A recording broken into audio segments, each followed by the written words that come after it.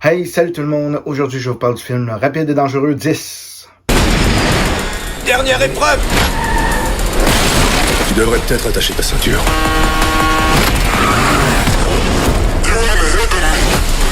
Donc, Rapide et Dangereux 10, mais qui est appelé Fast X en anglais ou Rapide 10 au Québec, mais tu sais, bon, on sait de quoi qu'on parle.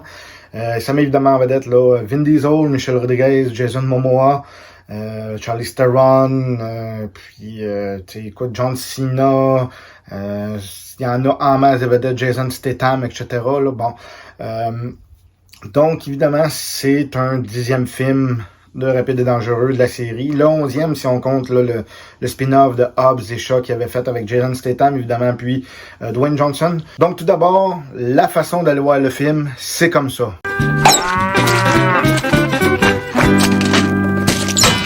Parce que si vous gardez votre cerveau là, ok, à on puis allumé, vous allez trouver que le film c'est n'importe quoi, qu'il y a des incohérences là à tour de bras, que c'est vraiment de la merde, que l'histoire c'est n'importe quoi. Puis vous auriez raison. Par contre, maudit que c'est divertissant. Ok, c'est divertissant. Je veux dire, le temps que j'étais là au cinéma d'avoir le film, je me suis pas ennuyé une minute. Ok, ça part, il y a de l'action en masse. En fait, le film Rapide et Dangereux, là, depuis le 8e, là, surtout, là, depuis la mort de Paul Walker, c'est vraiment rendu n'importe quoi. Grosse série d'espionnage à la Mission Impossible, James Bond, etc. Mais faut avouer que côté technique, côté effets spéciaux, côté cascade, côté mise en scène, c'est spectaculaire. Qu'on n'aime pas les Fast and Furious, qu'on dit que c'est n'importe quoi, que des personnages morts reviennent, qu'ils défient les lois de la gravité, que n'importe quoi. Faut donner ça comme on dit à Hollywood, c'est une maudite bonne mise en scène, c'est divertissant, c'est fait pour ça un film. Moi, pour moi, c'est ça un film. C'est tu vas voir un film, puis qui dure 2 heures, 2 heures et demie, 2 heures et quart, 1 heure et quart, tant que tu regardes pas ta montre puis tu dis, ah si, j'ai hâte de sortir du site, ça marche. Ce film-là, ça marche. T'as une histoire qui est simple à suivre, c'est facile. C'est Jason Momoa qui est le fils de Reyes, qui était dans le 5e film, le méchant du baron de la drogue du 5e film, puis qui finalement veut se venger parce que son père est décédé, évidemment, fait qu'il veut se venger de Dom Toretto et de toute sa famille, on s'entend. Et puis il part dans une quête de vengeance, puis ça explose et c'était là, puis il tue du monde, puis ouais, il y en a pas de trouble, tu sais, c'est ouais, c'est une vengeance. Évidemment, Dom sera pas d'accord avec le fait que l'on touche à sa famille, fait que il repart au Brésil, puis ouais, c'est reparti pour une autre aventure. C'est le premier volet d'une trilogie. Ça aurait l'air que Vin Diesel, évidemment, sur le tapis rouge de la première à Rome, a déclaré que ça serait en 3 volets. Ah, si, ok, c'est correct, là, je suis d'accord, je suis le genre de gars à aller voir le film pareil, mais c'est parce que là, faut que ça arrête. On regarde ça, puis tu te dis, c'est n'importe quoi. Comme je dis, tu prends ton cerveau, tu le mets sur la table à côté, puis c'est tout. Tu vas aimer le film, ça va être bon. Il faut prendre le film pour ce que c'est un divertissement, puis c'est over the top, puis c'est ça que le monde veut le voir. Ils veulent voir des scènes de cascade, ils veulent voir des autos, ils veulent voir des belles filles, des petites pitonnes qui se promènent, puis ils veulent voir des explosions, ils veulent voir des cascades les plus folles les unes des autres. C'est ça que t'as dans le film. Côté histoire, il y a des incohérences, puis pensez pas à ça, parce que si vous allez vous gâcher le plaisir. Exemple, ok, puis c'est pas un spoiler, c'est tout ce que je dis, ça va être, c'est dans la bande-annonce ou tu sais quelque chose qui est facile à voir là, à trouver. Exemple, là, à un moment donné, quand que Vin Diesel, il sait qu'il est méchant après lui, il dit, il n'y a pas de danger, il dit, Mia puis Brian, donc Paul Walker, sont en sécurité avec les enfants. Ok, good, fine, ok, c'est fini, fait que donc, on ne verra pas Paul Walker du film, c'est parfait. 5 minutes après, 10 minutes après, on voit Mia, qui est dans la maison de Dominic Toretto, en banlieue de la grosse ville de Los Angeles, au centre-ville, puis là, ça débarque là aussi pour kidnapper le petit gars. C'est comme, ben ouais, mais tu viens de dire qu'il est en sécurité, puis Chris sont chez vous. Première affaire que les méchants vont faire, ou que la police, l'agence, peu importe, n'importe qui, ça va être d'aller voir chez vous. Fait que, tu sais, c'est le genre de choses qui va te faire décrocher si tu mets pas ton savoir off. C'est comme, ouais, on what the fuck. Puis des moments de même, il y en a à peu près 122 dans le film, peut-être, là. Donc, faut pas penser à ça.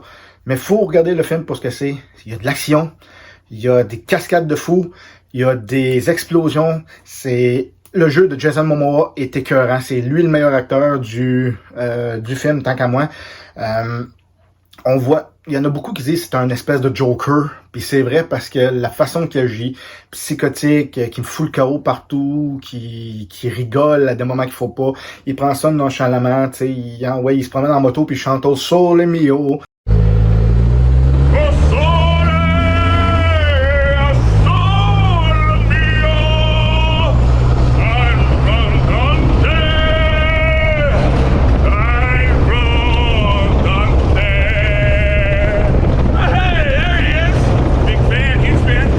Tu sais, je veux dire, c'est un peu comme un Joker, mais il était écœurant, je l'ai trouvé très bon, il était un peu excentrique, même beaucoup excentrique, je dirais, mais c'est ce qui fait différent, puis il est vraiment sa coche. Moi, j'ai adoré Jason Momoa dans le rôle, j'ai hâte de voir dans les prochains films qu'est-ce qu'ils vont faire, parce que comme je vous dis, oui, on sait qu'il va en avoir d'autres.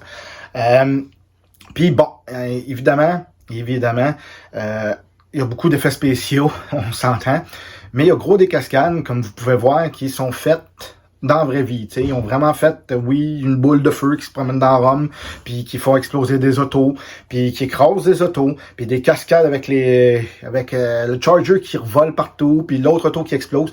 Ils les ont faites pour vrai. Je veux dire, il y a des cascades qui sont faites pour vrai, évidemment aidées par les effets spéciaux après ça, puis le numérique, puis bon, on comprend le principe de Hollywood, mais je veux dire, c'est quasiment ça. Les gens sont tellement habitués aux films de super-héros, aux films de juste du CGI ordinateur, qu'ils s'attendent à, bon, Fast and Furious, c'est juste ça. Il y a certains effets spéciaux qui, oui, sont à laisser désirer, comme la scène qu'on voit du barrage, à un moment donné, ça a l'air un peu, on voit que c'est fake, puis c'est comme, bon, ok. Puis la scène, c'est une scène de l'avion aussi, une scène d'avion que tu dis, ouf, ok. Ou la scène de la grue, ok, avec la bombe à Rome, tu sais, je vous dévoile rien, mais vous allez voir, quand vous allez voir le film, vous allez dire, ouf, ok, c'est l'ordinateur, justement. Mais sinon, c'est bon, c'est intéressant. Moi, j'ai pas eu le temps de m'ennuyer pantoute. Tu regardes le film, ça y va à tour de bras, puis ça roule, puis c'est ce qu'on veut voir. Puis il y a beaucoup de scènes qui auraient pu être coupées. Il y a beaucoup de scènes qui sont là, qui servent à rien, qui sont juste là comme pour remplir le film ou pour laisser de la place à certains personnages. Je pense par exemple au combat entre Cypher puis Letty, qui servait à rien vraiment, à part de mettre de l'action puis de mettre en avant le combat entre les deux filles. Il y a la scène aussi là, de Jason Statham, c'est plate à dire, mais ça sert à rien. Mais c'est correct parce qu'il faut qu'ils mettent la table pour les prochains films, puis il faut qu'ils enveloppent tout le monde, tu sais, tous les personnages pour les prochains films, puis la finale, tu sais.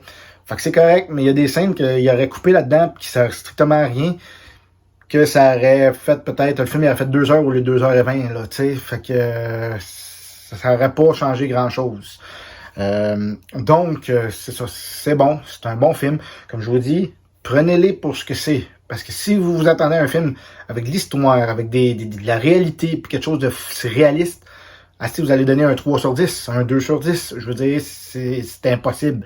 C'est impossible. C'est pas un drame, là. Tu sais, si vous voulez un film réaliste ou quoi, allez voir des faits vécus, là, tu sais, puis des films de football, là, tu sais, je veux dire, c'est ça qu'il faut vous regarder. Sinon, on va pouvoir rappeler des dangereux de toute façon pour son histoire. Hein, on s'entend, on va là pour les cascades. Puis, il y en a en masse des cascades. C'est un film qui a coûté 340 millions. Ça pogne, puis veut pas, c'est pour ça qu'ils vont en faire d'autres. Je sais pas ce qu'ils nous réservent. C'est réalisé par Louis Leterrier, là, qui avait fait Le Transporteur 1 et 2, là, avec Jason Statham, justement. Il revient pour le prochain, la partie 2. Est-ce que c'est lui qui va faire aussi le 3e? Je sais pas. C'est un peu plus, tu sais, pied sur terre que l'autre qui était dans l'espace. Là, on s'entend, c'est ça. J'ai trouvé que c'était vraiment n'importe quoi dans le 9e. Mais ça reste un film divertissant. C'est un film divertissant. Tu vas au cinéma. Puis pendant les 2h20 du film, ok, t'oublies tes problèmes. T'oublies ce qui se passe en vie. C'est ça un film, c'est que t'as le temps de relaxer. Tu relaxes un peu, même si c'est tout le temps des grosses explosions, puis de l'action en masse, puis de l'adrénaline au coton. C'est pas grave, t'as le temps de passer à autre chose. Donc, pour le film Rapide et Dangereux 10, je lui donne la note de 8 sur 10. Donc c'est ça. J'ai aimé ça, j'ai trouvé ça bon. Oui, il y a de l'invraisemblance, oui, c'est incohérent, oui, il faut attendre au prochain pour voir ce qui va se passer. Il va nous ramener, ça a l'air qu'ils vont ramener Paul Walker, le personnage de Paul Walker, là, avec ses frères, comme il avait fait dans le 7e. Est-ce que c'est nécessaire? Non, parce que je veux dire, il en parle un peu dans le film. Comme je vous dis, c'est incohérent parce que tu dis, OK, la famille est en danger, tout, puis lui, il reste caché quelque part, il change des couches pendant que Mia est en plein danger. OK, c'est une invraisemblance, ça se peut pas, mais laissez-les tranquilles, je veux dire, il y a la fin, la finale du 7e, c'était tellement beau, c'était tellement une belle scène, c'était tellement un bel hommage à l'acteur que ça serait dommage de gâcher ça en le ramenant. On va voir ce qu'ils vont faire. Ça peut être très bon, ça peut être surprenant. Ou il arrive juste à la fin au barbecue parce qu'il a faim. T'sais, OK, c'est correct. On va voir. C'est pas nous autres qui décident. Ça a l'air que c'est sa mère à Paul Walker qui voudrait qu'il le ramène pour la finale. Ça va être à suivre. Mais honnêtement, allez voir le film pour ce que c'est. Okay? C'est un film de cinéma, c'est un film blockbuster, c'est un film que tu regardes sur grand écran, puis ça pète de partout, puis ça shake de partout, puis ça se tire de partout, puis il y a de l'action. Puis comme je vous dis, quand tu réalises qu'il y a certaines scènes qui ont été faites pour vrai, que la bombe à Rome, la course, la fameuse course à un moment donné, là, au milieu du film, c'est écœurant. C'est bien fait, quand même. Je veux dire, c'est incroyable. Je veux dire, ça reste incroyable et spectaculaire. Puis c'est ça qu'on veut d'un Rapide et Dangereux, c'est que ce soit spectaculaire. OK? Pas réaliste. Oui, les 3-4 premiers, c'était plus réaliste. Puis après ça, bon, tu sais, un peu plus over the top, comme ils disent. Mais là, depuis quelques temps, la série se prend même pas au sérieux. Puis c'est ça. C'est n'importe quoi. Puis ils disent même dans le film qu'ils défient les lois de la gravité puis que c'est n'importe quoi. Puis ils rient d'eux autres même un peu. Qu'ils parlent de leur propre film comme étant, tu sais, leur propre aventure, comme étant un peu n'importe quoi. Puis c'est ça que le monde veut. À cette heure, c'est rendu quasiment une parodie. Ils veulent voir un film, avoir le sourire d'en face quand tu vois des scènes qui se peuvent quasiment pas. Ben, qui même se peuvent pas. Mais tu sais, tu regardes ça puis tu te dis... My God, où c'est qu'ils sont allés chercher ça? Qu'est-ce qu'ils nous réservent pour les prochains? Donc, comme d'habitude, laissez dans les commentaires ce que vous avez aimé, pas aimé du film, ce que vous en avez pensé. Puis, n'oubliez pas, comme d'habitude, abonnez-vous si vous voulez. Laissez des petits pouces bleus pour m'encourager. N'oubliez pas de faire sonner la petite cloche là pour avoir les prochaines notifications sur les prochaines critiques, prochaines vidéos que je vais faire. Et là-dessus, je vous souhaite un bon film. Et puis, à bientôt. Salut tout le monde! Ils arrivent. T'arriveras jamais à briser ma famille.